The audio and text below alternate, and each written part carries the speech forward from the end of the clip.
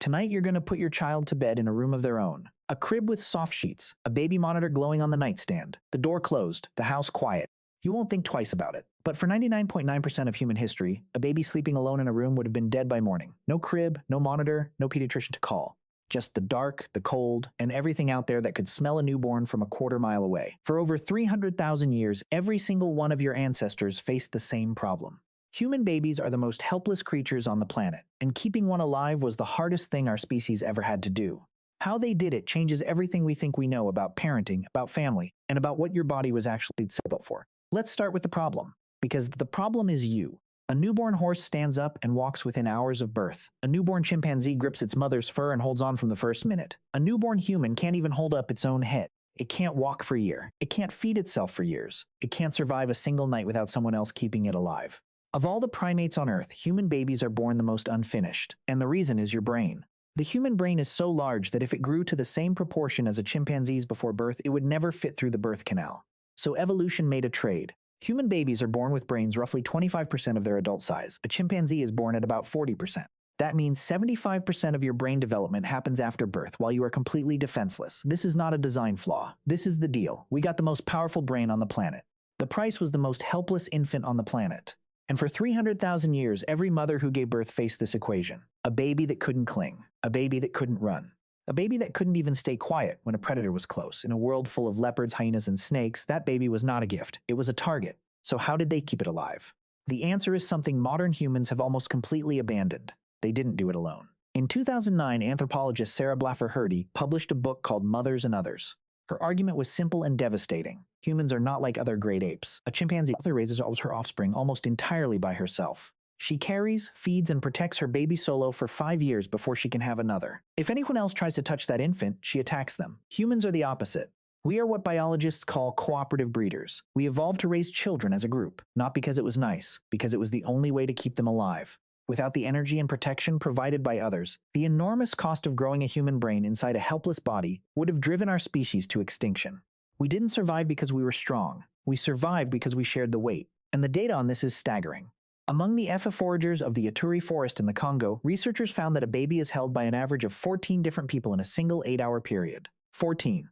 The infant is transferred from one pair of arms to another roughly 8 times every hour. The mother holds the baby about 40% of the time. The other 60%, the child is in someone else's arms entirely. Aunts, older siblings, grandmothers, neighbors, women who aren't even related to the child. Some of them breastfeed the baby themselves. Among the AK of Central Africa, anthropologist Barry Hewlett found that fathers are within arm's reach of their infants more than 47% of the day.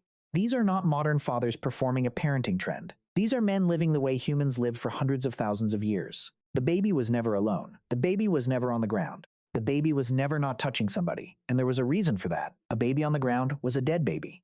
When early humans became bipedal millions of years ago, they lost the body hair that primate infants used to cling to their mothers. Chimpanzee baby grips its mother's fur from the moment it's born and hangs on. A human baby has nothing to hold, so mothers carried them every hour, every day, for years.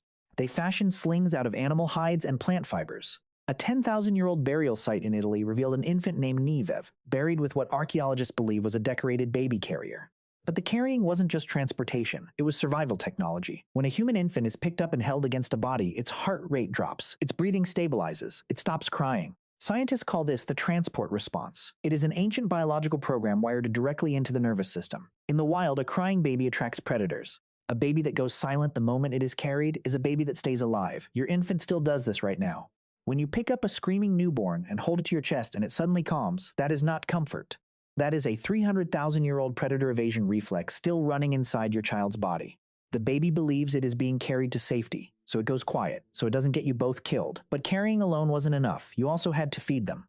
And what ancient humans fed their babies would make most modern parents flinch. Mothers breastfed for a minimum of 2 to 3 years. In many hunter-gatherer groups, 4 years or longer.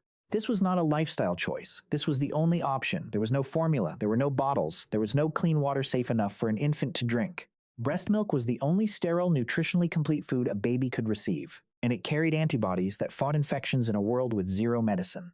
Breastfeeding also did something else. It suppressed ovulation. A mother nursing us around the clock would not get pregnant again for years. This was nature's birth control. Because if you had 2 helpless infants at the same time in the Paleolithic, the odds of losing both went through the roof. And when the baby started needing more than milk, there was no baby food. No mashed fruit in a jar, no soft cereal from a box. What there was premastication. The mother, or the grandmother, or whoever was holding the baby, chewed a piece of meat or a tough root until it was soft and partly broken down by their saliva. Then they pushed it from their own mouth directly into the baby's mouth, lip to lip, saliva carrying digestive enzymes and immune cells straight into the child. Some anthropologists now believe this is the evolutionary origin of human kissing. Not romance, not affection, a mother feeding her child the only way she could. And then there were the grandmothers. This is the part of the story that nobody expects. Most animals die shortly after they stop being able to reproduce. There is no evolutionary reason to keep a body running once it can no longer pass on genes, but human women live for decades after menopause. Why? In 1997, anthropologist Kristen Hawkes at the University of Utah published a study on the Hadza people of Tanzania, one of the last hunter-gatherer groups on Earth. She found that postmenopausal women were among the hardest working and most productive foragers in the entire group. They spent hours in the heat, digging tough tubers from hard ground. They collected foods that young children could never get on their own, and they fed their grandchildren.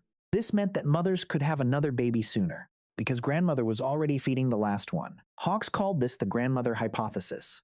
The reason human women outlive their fertility is because grandmothers who helped raise grandchildren passed on more of their genes.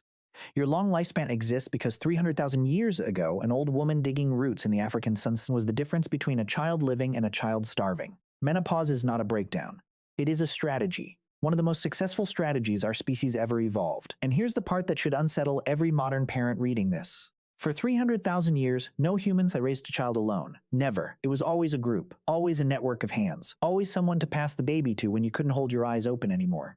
The average mother in a hunter-gatherer band had somewhere between 5 and 15 people actively helping her raise each child every single day. Today, in most industrialized countries, that number is 2. Often 1. You are sitting in an apartment at 3 a.m. with a screaming infant and nobody is coming. No grandmother down the path, no aunt in the next shelter. No neighbor who will hold your baby while you sleep for an hour. The exhaustion and loneliness that modern parents feel is not weakness. It is not a failure of character. It is the result of trying to do alone what your body was never once, in 300,000 years of evolution, designed to do alone. For the entire history of our species, the question was never whether one person could raise a child. The answer to that was always no.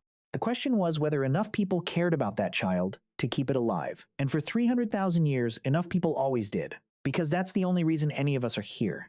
That's all for today. Anyway, please donate or subscribe to fund the next video.